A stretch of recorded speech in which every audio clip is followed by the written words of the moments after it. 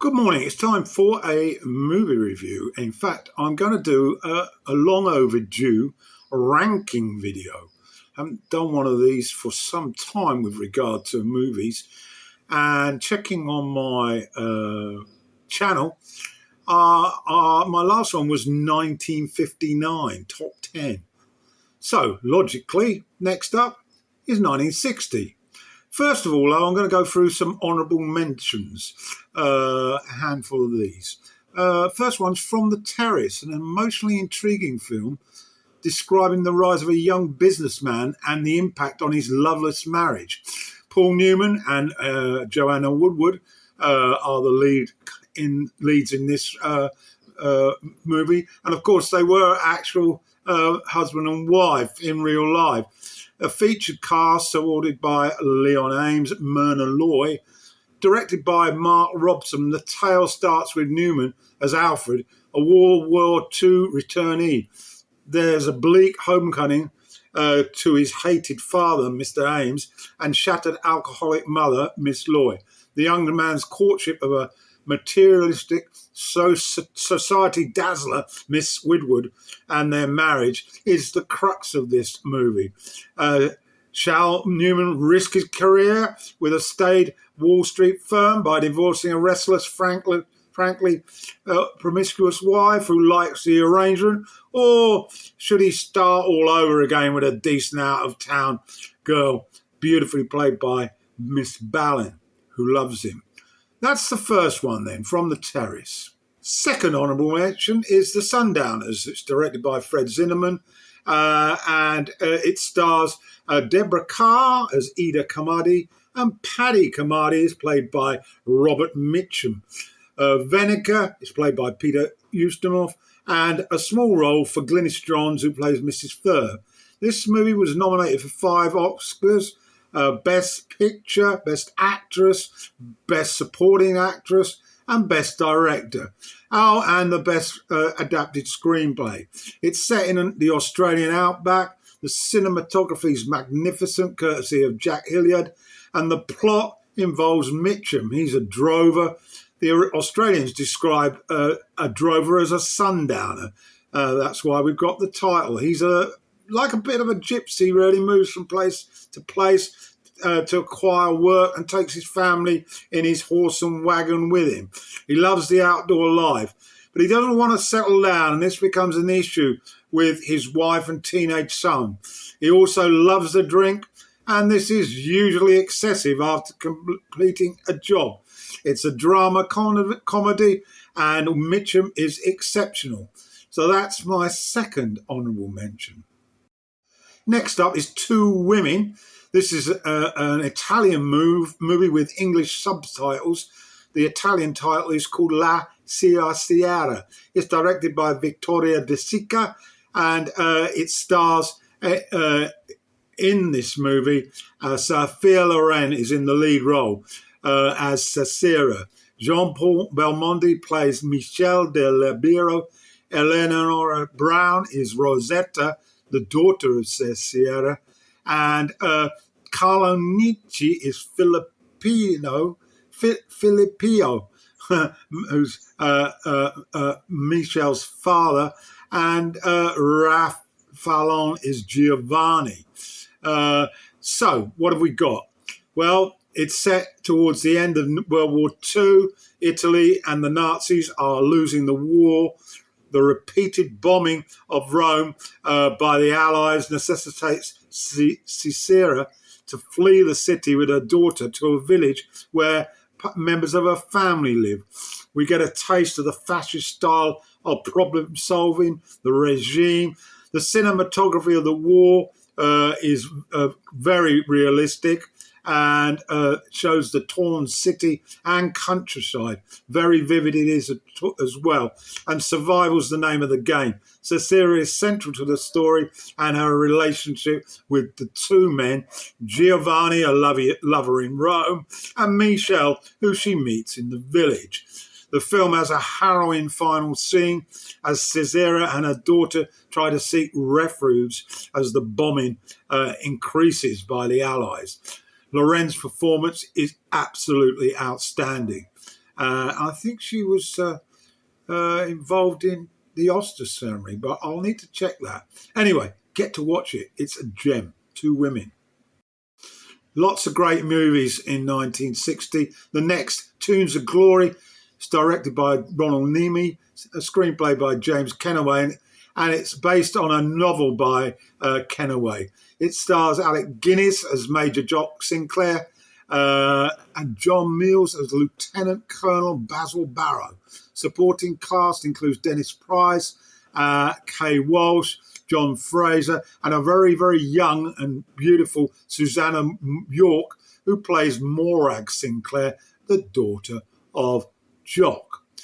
Gordon Jackson is also thrown in as a strong support, and the plot focuses on the change of command of a Scottish regiment in the British Armed Forces in the 50s. The quality of the acting by this British cast is 5-star, particularly Guinness and Mills in the lead roles. The film's a bit of a slow burner.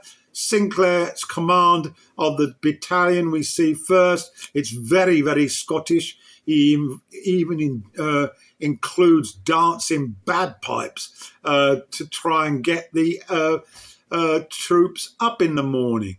The atmosphere is laid back and he's keen on a relaxed group.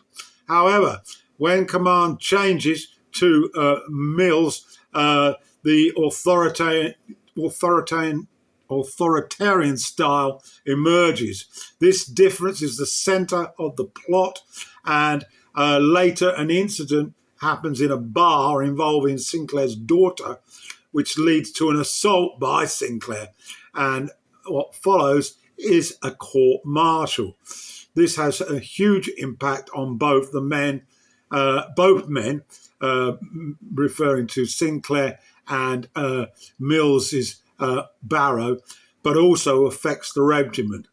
It's a real, very underrated movie. Get to see it. It's called Tunes of Glory. Next honourable mention is The Magnificent Seven. This movie was, of course, based on the Seventh Samurai by Akira Kurosawa. John Sturges is in the director's chair here, and he captures the mood perfectly as we see 7 gunmen are hired by frightened villagers to protect and fight ferocious bandits who are heading to the village just inside Mexico. Yul Brynner, who plays Chris, is the leader, and he agrees to help the villagers and then rounds up 6 of his friends, stroke gunmen, to take on the bandits, who outnumber them considerably. Outstanding performances throughout, particularly the relationship between Brynner's black-clad enigmatic loner figure and Steve McQueen as the laconic gunman. Elsewhere, Horst Buchholz, a deluded wannabe, joins the crew, as does Brad Dexter, who's a glory-bound sort of guy, and they provide excellent support, along with distinctive early career turns from James Coburn, Charles Bronson, and Robert Vaughn. Eli Wallach is the bandit leader, and he adds also to the great performances here. I won't go into the story. It's a pretty simple one, a Western, and get to see it. It's a Magnificent Seven. Right, this is going on a bit long, but I'm sorry. There was such a great talent on show in the beginning of the 60s. Butterfield 8's the next one. Daniel Mann directs. Liz Taylor is a cool girl. Her performance as the archetypal hooker, the slut of all time, is breathtaking, although she's got a heart of gold. Lawrence Harvey is effective as the client she falls in love with. Alas, he's married and he's a bit of a cad to boot. This leaves plenty of time for some Oscar-caliber waterworks. The movie enables the 2 leads to show their acting prowess. Good stuff.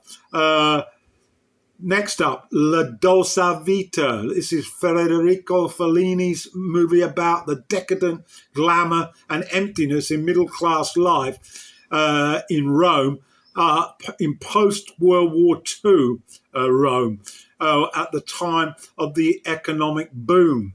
This led to a new distribution of leisure time, and Fellini illustrates this for The Privileged. Marcello Mastroianni, who's a member of the Paparazzi, and his character name is Paparazzo, and that's where the name came from, wanders around the city of Rome, flirting with all sorts of girls, ranging from back alley halls to glamorous movie stars, particularly the lovely Sylvia, played by Anita Ekberg. Can you remember that scene in the fountain?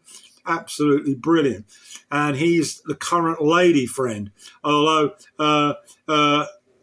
his real life girlfriend, Mastroianni's that is, stays at home very much moping around. Fellini's world is a joy to behold, filled with vitality. Nothing much happens in the film, even with all that activity, but repeated viewings enable you to view Rome and to witness how it transfixes people or offers a carnival ride worth riding. Fellini's world is encapsulated by a wonderful performance by Mastroianni, as witnessed by the beautiful, subtle, poetic conclusion with him on a beach offering an elaborate mime shrug. A wonderful moment, and we're asked, is he happy or sad? Or maybe a little bit of both. Great movie. Not Fellini's best, but still worth watching. La Dolce Vita. Next up is The Entertainer. This is a British film directed by Tony Robertson. The movie was a showcase for the brilliance of one Laurence Olivier, who later became Sir Laurence Olivier. He plays Archie Rice. He's a has-been Seaside Music Hall vaudeville performer.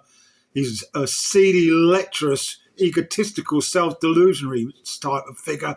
The film introduces Alan Bates, Albert Finney, and Joan Plowright.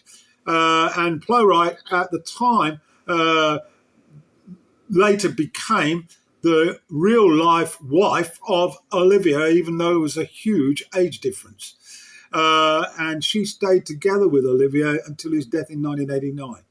In the film, she plays Olivia's earnest art teacher daughter, Jean, who's working in a slum school in London. She's really the only likeable character in this film. Olivia dominates the film, and any movie buff should really take time to see this. It's not a great movie, but it's a great performance.